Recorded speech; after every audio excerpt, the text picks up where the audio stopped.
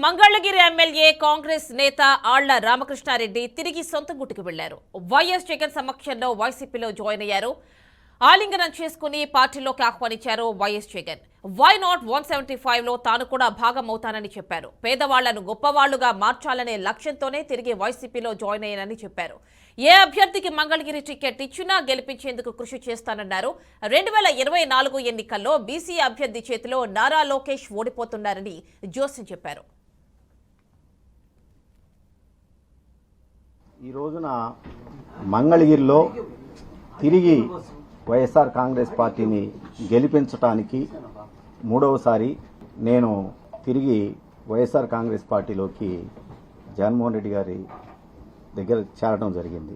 పేదవాడు శాశ్వతంగా వాళ్ళ జీవితాల్లో సంతోషంగా ఉండాలి, పేదవాడు గొప్పవాడు కావాలి, ప్రతి మధ్యతరగతి కుటుంబంలో కూడా ఎస్సీ ఎస్టీ బీసీ మైనార్టీలందరూ కూడా వాళ్ళ జీవితాల్లో వెలుగులు నింపడానికి జగన్మోహన్ రెడ్డి గారు చేస్తున్నటువంటి కార్యక్రమాల్లో ఒక 2 నెలల కాలం పాటు నేను పక్కకు వైదొలిగినటువంటి పరిస్థితి నుంచి మళ్ళా తిరిగి ఆ జగనన్న బాటలో నడవాలి అని చెప్పేసి నేను నిశ్చయించుకొని తిరిగి రావడం జరిగింది.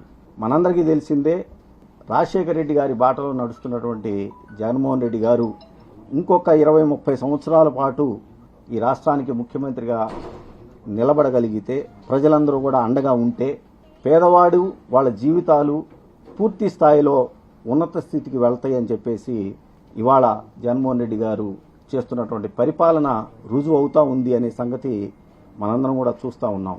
వై నాట్ 175లో నేను కూడా భాగస్వామిని కావాలని, అదేవిధంగా 25కి 25 పార్లమెంటు స్థానాలు కూడా తిరిగి వైఎస్ఆర్ కాంగ్రెస్ పార్టీ కైవసం కావటానికి నా వంతు కృషిగా నేను పనిచేస్తూ ఇవాళ జగన్మోహన్ రెడ్డి గారికి చాలా స్పష్టంగా చెప్పుకోవడం జరిగింది.